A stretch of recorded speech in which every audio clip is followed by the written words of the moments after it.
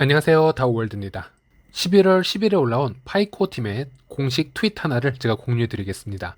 완전히 개방된 메인넷으로 진입하기 위해 중간 폐쇄 기간을 갖는 것에는 여러 가지 이점이 있습니다. 바로 이런 글인데요. 사실 이 문장은 파이의 백서에 정확하게 똑같이 명시가 된 문장이기도 합니다. 그래서 파이오니어들에게는 매우 익숙한 얘기이기도 한데요. 전 세계 수백만 명의 개척자들이 KYC를 통과하고 더 많은 파이앱을 구축 및 배포하고 더 많은 유틸리티를 만들고 사용할 수 있습니다. 또 테스트넷에 배포된 파이앱을 메인넷으로 전환하고 오픈 네트워크 이전에 메인넷과 생태계에 대한 수정 및 조정을 반복합니다. 이런 이유들이 언급이 되고 있습니다. 그리고 이 백서의 아랫부분에는요, 이 요소에 대한 구체적인 이유들이 나열되어 있습니다. 왜 KYC 기간 동안 폐쇄형으로 가는지, 그리고 KYC 진행 속도가 왜 달라질 수 있는지 등등. 일단 파이오니어 분들이 대다수가 이 스토리를 알고 있다라는 전제에 이 부분들은 패스를 하기로 하겠습니다. 그리고 현재 분위기를 보면요, 코인 시장이 최악의 시기를 지나가고 있습니다. 폐쇄형 기간이 또 길어지면서 지쳐가는 파이오니어들도 지금 늘어나고 있는데요. 약간 좀 뜬금포죠. 이런 트윗이 업데이트된 이유는 무엇인지 여기에 대해서 한번 생각해 보도록 하겠습니다. 제 생각에는 첫 번째로 아직 코어 팀에서는 올해 말 계획에 대해서 구체적인 발표 또는 언급을 한 부분이 없었습니다.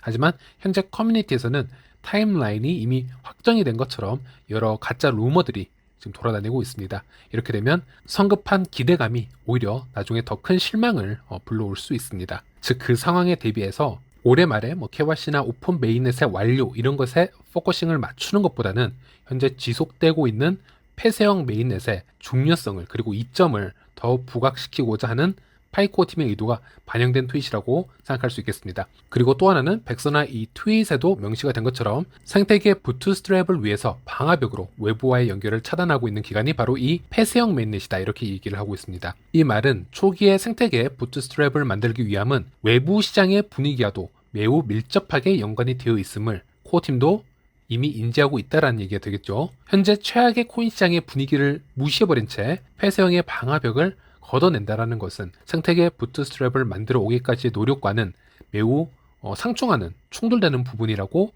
생각할 수 있겠습니다. 물론 파이가 항상 코인 시장이 긍정적인 방향으로 흐를 때만 존재해 있을 수는 없습니다. 앞으로 파이가 오픈 메인넷으로 전환이 되고 탈중앙화가 이루어지게 되면요, 매 주기 상승전과 폭락전이 함께 할 것입니다. 그 순간순간 대처를 해야 되는 것은 이제 우리 유저 스스로의 몫이 되겠습니다. 하지만 파이 생태계가 그렇게 견고하지 못한 이 극초기 상태와 코인 시장이 최악의 폭락장일 때 서로 만난다라는 부분은 큰 리스크를 수반할 수 있는 것이기 때문에 현재 파이의 생태계는 폐쇄형 네트워크의 이점을 잘 이용하고 있는 상태이다 이렇게 말씀드릴 수 있겠습니다. 그리고 이 트윗 글에 저스틴 우라는 전 코어팀 멤버가 댓글을 달게 되면서 우리는 좀 더 쉽게 이해를 해볼 수가 있었는데요. 참고로 저스틴 우는 디센트럴 마이애미 파운더이고요. 2019년부터 2021년까지 파이 코어팀에서 커뮤니티와 마케팅을 담당을 했었습니다. 계약 기간이 종료가 돼서 파이코 팀을 나오게 되었지만 그럼에도 불구하고 현재까지 파이 네트워크에 대한 애정을 계속 온라인에서 드러내고 있는 크립토 인플루언서다 이렇게 생각을 하시면 되겠고요. 저스틴 우는 코어팀 이 글에 2개의 댓글을 남겼습니다. 첫 번째 트윗을 보면요, 커뮤니티 없이 출시되는 많은 레이어 1을 살펴보십시오. 그들은 파이 네트워크만큼 거대한 글로벌 커뮤니티를 갖고 있지 않습니다. 레딧이 NFT를 통해 대량 채택을 가져왔을 때 사람들은 모두 축하했습니다. 파이 네트워크가 이끌어 가겠습니다. 이런 글을 남겼습니다. 다들 아시다시피 파이처럼 비상장 코인의 앱의 다운로드 수가 이미 1억 개를 넘어갔고요. 그리고 활성화 유저 수가 3,500만이 넘는 것은 매우 놀라운 수치라고 할 수 있겠습니다. 물론 여기서 그저 앱 다운로드 수나 채굴 버튼을 3번 이상 누른 활성화 유저 수에만 그 수치로 해서 집중을 해서 말씀드리는 것이 아니고요.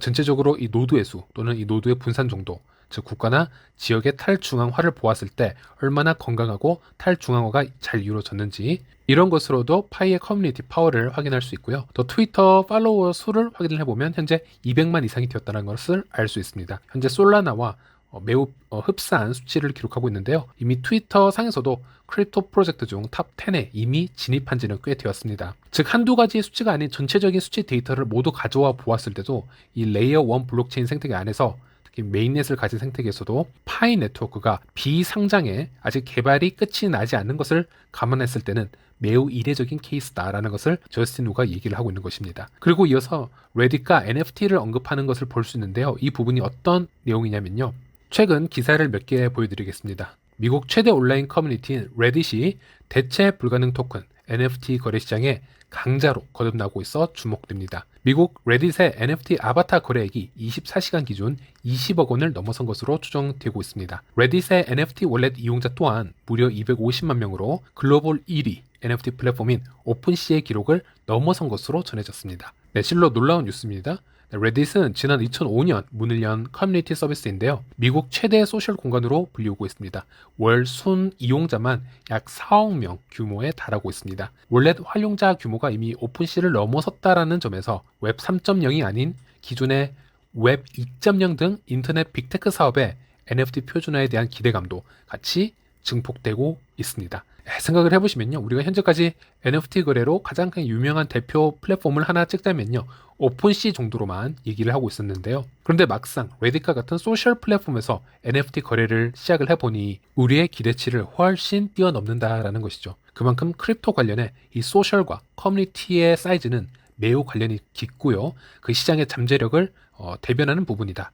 이 말을 이제 저스틴 우가 하고 있는 것이죠. 아시다시피 이 레딧에도 파이 네트워크 채널은 상당히 활발하게 움직이고 있습니다. 이 레딧 안에서도 파이 네트워크의 영향력을 더 키워갈 수도 있겠고요. 그리고 이 두 번째 트윗 글을 보시면요. 저는 이 두 번째 글이 현 시점에서 더 중요할 수 있는 얘기라고 생각을 합니다. 그런 다음 벤처 캐피탈 VC와 초기에 많은 펌핑을 일으키는 ICO 라운드의 투자자들에 의해 폭락되어 버린 솔라나와 같은 레이어 1을 살펴보았습니다. 파이 네트워크는 ICO를 하지 않습니다. 유기적으로 빌딩을 해나가고 있습니다. 한 개인, 그룹, 회사만으로는 넘어설 수 없는 것. 파이 네트워크는 매우 글로벌한 프로젝트입니다. 라고 얘기를 하고 있습니다. 지금 시장을 최대한 짧게 간추려서 얘기를 해드리겠습니다. 현재 샘 뱅크만 프리드의 거래소 FTX 거래소가 파산 위기에 있는 것은 다들 아실 겁니다. 바로 그 거래소 토큰인 FTT 토큰의 다수를 바이낸스 거래소 CEO인 창펑자오가 대량 매도를 위해서 거래소로 옮기기 시작하면서 이제 모든 것이 이제 발단이 되긴 했습니다. 이 뉴스로 인해서 FTT 토큰의 폭락이 예고가 되었습니다. 퍼드가 이제 퍼지기 시작되는 거죠. 이미 루나 사건을 겪어본 우리이기 때문에 이런 흡사한 분위기를 접하게 되고 또 다수가 FTT 토큰을 시장에 던지게 됩니다. 여기서 샘 뱅크만 프리드는 아직 대차대조표에 반영되지 않은 100억 달러의 자산이 나에게는 존재한다. 만일 바이낸스가 물량을 FTT 토큰을 다 매도할 경우에도 이를 전부 인수해서 개당 22달러의 가격을 지켜내겠다라고 얘기를 했는데요. 그 지지선도 무너져 버렸습니다. 재밌는 것은 이런 샘 뱅크만 프리드의 실시간 트윗이나 또 루나 때 권도영이 이 폭락을 방어하기 위해서 실시간으로 올렸던 트윗 그 분위기와 매우 흡사한 부분이 있었다라는 거죠. 실제 억만장자로 소문이 나 있었던 샘 뱅크만 프리드였기 때문에 왜 이토록 방어가 되지 못했는지는 좀 애매한 부분도 없지 않아 있었습니다. 지금 흘러나온 데이터들을 쌓아놓고 검토해보니 실제 이 샘이 운용할 수 있는 자산의 수준이 그렇게 크지 않았던 것으로 밝혀지고 있습니다. 상당히 충격적인 부분이죠. 상당히 이상합니다. 바이든 정부의 엄청난 자금을 지원해 왔었고요. 세계에서 가장 비싼 슈퍼볼 광고도 또 참여를 했고 현재 무너지고 있는 부실 이 크립토 기업들에게 손을 내밀고 있었던 구원자가 바로 샘 뱅크만 프리드였는데 실제 주머니를 열어보니 알맹이가 없었다라는 겁니다. 그래서 바이낸스도 이 FTX 거래소를 한번 인수해 볼까 살짝 뚜껑을 열어보았다가 내부 상황이 너무 좋지가 않아서 인수 포기 선언을 하게 됩니다. 시간이 하루가 더 흘러 여러 미디어에서는 올해 2분기 때 있었던 루나테라 폭락 사건 때 큰 손실을 잃은 알라메다 리서치에게 FTX 거래소가 거액의 지원을 해준 것이 아닌가 추측들이 지금 나오고 있는 것입니다. 이 FTX 거래소, 알라메다 리서치 이 모든 게 다 샘 뱅크만 프리드 손에 있기 때문에 자금을 쉽게 옮길 수는 있었겠죠. 만약 그 분석도 사실이라면 결국 이 FTX 거래소의 파산 가능성 뉴스도 루나테라 폭락 사건과도 연결을 앉을래야 앉을 수가 없는 것입니다. 루나 폭락 사건 때 보여준 이 디파이 시장의 부실함의 여파가 현재까지도 이어지고 있는 것으로 해석돼도 될 것 같습니다. 아직 도미노 효과가 끝이 난 게 아니라는 거죠. 물론 그 당시 테라 사건 때도 그리고 이번 사건에도 그렇고 스테이블 코인 전쟁에 관한 이슈도 매우 관련이 깊지만 일단 이것은 배제하도록 하겠습니다. 그리고 여기서 끝이 나는 게 아닙니다. 이제부터는 샘 뱅크만 프리드가 그렇게 지지를 해왔던 코인이 하나 있었죠. 바로 솔라나와 또 그와 엮여있는 크립토 프로젝트들이 얼만큼 영향을 받느냐에 따라서 또 다른 미래가 그려질 수 있습니다. 특히 이 솔라나는요, 이 솔라나의 솔이라는 코인은 이 샘 뱅크만 프리드에 의해서 초기 언락이 되었을 때 오히려 펌핑이 되어 왔었고 높은 가격을 유지해 오던 그런 레이어 1 암호화폐 중 하나였습니다. 그게 바로 솔라나였는데요.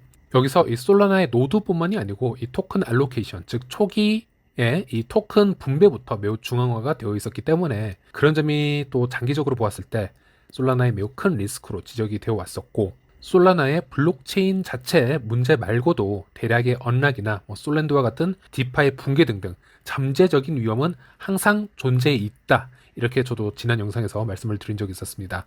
그런데 이 솔라나를 강하게 지탱해 오던 지원자 중 한 명이 샘 뱅크만 프리드였기 때문에 또 지금 현재 샘이 자금력이 없고 가지고 있는 코인을 다 매도해 버릴 수 있는 상황이라면 솔라나 역시 안전하지 못하다라는 그런 뜻이 되겠지요. 지금 이 상황이 그것을 대변해주고 있는 것 같습니다. 여기서 저스틴 우가 말하는 ICO를 진행하거나 대형 VC가 붙었을 때 생기는 단점들이 바로 이런 문제점이라고 할 수 있겠습니다. 개인 또는 그룹, 기업의 결정으로 쉽게 대량의 코인들이 덤핑이 되어버릴 수 있는 생태계가 자주 연출이 된다면 홀더들의 신뢰를 장기적으로 가져오기 어려운 부분이 존재한다는 것이죠. 여기서 저스틴 우의 두 번째 문장을 잠시 읽어보도록 하겠습니다. 파이 네트워크는 ICO를 하지 않습니다. 유기적으로 건축을 하고 있습니다. 한 개인, 그룹, 회사만으로는 넘어설 수 없는 것, 이렇게 얘기를 하고 있습니다. 그래서 파이 네트워크는 ICO나 프리세일을 하지 않았습니다. 여기서 파이코어 팀과 소통이 가능한 사이버 보안 전문가 웨스 스펜서가 작년에 공개를 했던 영상을 잠시 공유해 드리도록 하겠습니다. Using Pi and they're excited about it and they wonder what the heck is happening? What's taking so long? Well, that's a huge indicator of what takes so long oftentimes. When a company doesn't go through stealth, we oftentimes think, what is taking so long? What is causing the delay and all of the significant time before we finally see this whole thing come to light? And that's been the challenge. That's the first thing that I wanted to talk about. Now, the second challenge is this: funding. So when you look at the background of Pi and you look through some of the documents that have been produced, if you know where to find some of these things, you'll find they actually did take what's called a seed funding round. They took a $500,000 funding round, and the reason they took that was they needed to get off the ground a little bit quicker. So what a seed round is all about is giving you the capability to, as you are growing your company, to say, hey, look, my ability to grow is being strapped or being hampered by the ability or my lack of ability to have funding to hire, to build infrastructure, to do all of these things. And so this is why startups go through funding rounds. Just as an example, with the company that I recently co-founded, Purge Security, we went through 3 funding rounds and over $12 million of funding. Why do we do that? What I just said, our ability to grow is going to be hampered by our early income. It gives you the capability to outgrow your own company's potential if you didn't have the funding. It just lets you grow so much quicker. So the Pi Core team did that initially with a seed round, but they haven't raised since. And there are good things about that and there are challenges about that. So one of the things that happens when you raise funds is simply this: you lose some amount of control. So you trade equity for funding. And this is, if you've ever watched Shark Tank, for example, it's very close to reality of how these situations work. And so the Pi Core team has decided, for their own reasons, that they're not going to take additional funding, at least not yet. That protects the equity that the core team has ownership in, but it also causes their growth to be a little bit slower. So the Pi Core team is about 10 members right now, and not all are developers. So when you think about a platform that has, 18 million users that are active in it, but only 10 people developing the platform, things are going to be slow, my friends. It's not going to be as quick as pace as you might want. Number 3, startups take time. They really do. If you go look at the history of every startup that's been out there, at least successful ones, you know what you're going to find? They take time. I would say the average of every startup from the inception of the company, going through stealth, going through multiple funding rounds just to... 지금 몇 년간 파이 네트워크가 보여주는 로드맵과 타임라인 등을 보시면 아시겠지만 그들이 사업가 출신이라기보다는 이제 강단에 서고 학생들을 가르치는 또 박사 출신이어서 그런지는 몰라도 놀라울 정도로 일관성이 있고 그래서 좀 더 답답한 부분도 있습니다. 그런데 이렇게까지 개발진조차 늘리지 않고 힘들게 하나씩 만들어 오는 것을 봐오면, 그리고 이 시장에서 잘 나간다고 하는 이 크립토 프로젝트들이 하나 둘씩 쓰러져 가는 것을 보면 왜 파이 네트워크가 다른 길로 가려고 하는지 어느 정도 이해할 수 있는 부분도 있는 것 같습니다. 웨스 스펜서가 얘기하는 것처럼 초기부터 대형 투자를 받고 정말 많은 프로그래머를 영입을 하고 직원들을 몇백 명 이렇게 늘리고 초기부터 그들의 이익을 최대한 빨리 만들어내려고 하는 그런 타임라인에 휘둘려서 전체 로드맵을 망치는 일이 없도록 하는 것이 파이네토코의 가장 큰 목적이 아니었을까 이렇게 분석해 볼 수 있을 것 같고요.